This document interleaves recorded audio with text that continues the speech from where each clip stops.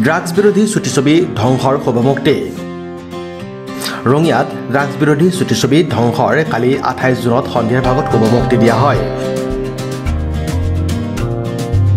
বিশিষ্ট পৰিচালক পংকজ পল্লৱ শৰ্মাই নিৰ্মাণ কৰা ছুটিছবি ধ্বংসৰ ৰঙিয়া ঐতিহাসিক ৰাইচ মিল কৃষক শ্বহীদ ভৱনত অনুষ্ঠিত গাম্ভীৰ্যপূৰ্ণ অনুষ্ঠানত শুভমুক্তি দিয়া হয়।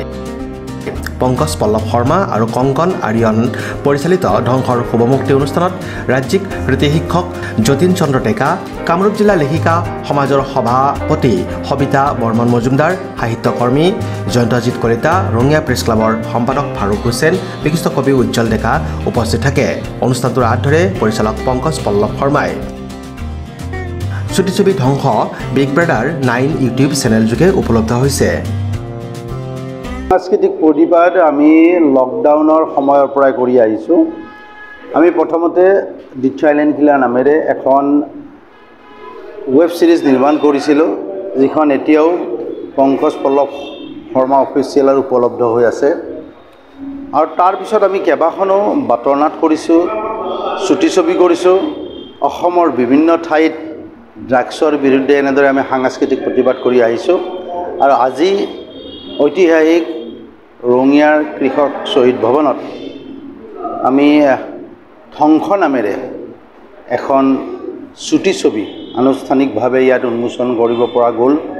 আৰু এই ছবিখনৰ জৰিয়তে কেনেকৈ এটা প্ৰতিভাৱান যুৱক ধ্বংস হৈ গৈছে, কেনেকৈ এটা পৰিয়াল ধ্বংস হৈ গৈছে, কেনেকৈ এখন সমাজৰ সপোন ধ্বংস হৈ গৈছে, সেইটো আমি দেখুৱাবলৈ চেষ্টা কৰিছোঁ।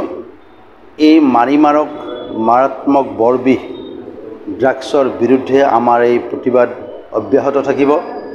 অনাগত দিনতো আমি ড্ৰাগছৰ বিৰুদ্ধে আমি যি ধৰণৰ প্ৰতিবাদ কৰিছোঁ কৰি যাম। এইখিনিতে আমি আপোনালোকক উল্লেখ কৰিব খুজিছোঁ যে সংগীত গ্ৰুপ অফ ক্ৰিয়েশ্যন ড্ৰাগছ বিৰোধী এই সজাগতাৰ কাৰণে অহৰহ প্ৰচেষ্টা চলাই আছে। ধ্বংসত আমি এনেকুৱা এটা ঘটনাকে আমি উপস্থাপন কৰিবলৈ চেষ্টা কৰিছোঁ। আৰু ইয়াত আটাইকেইগৰাকী শিল্পীয়েই নৱপ্ৰজন্মৰ, তেওঁলোকৰ প্ৰত্যেকৰে কেমেৰাৰ সন্মুখত প্ৰথম। আমি তেওঁলোককো অভিনন্দন জনাইছোঁ, আন্তৰিকতাৰে আশীৰ্বাদ প্ৰদান কৰিছোঁ। অনাগত দিনত তেওঁলোক একোগৰাকী অভিনয় শিল্পী হিচাপে প্ৰতিষ্ঠা লাভ কৰক। ৰঙিয়াৰ পৰা Bhaskar Kalita report, news express, Assam.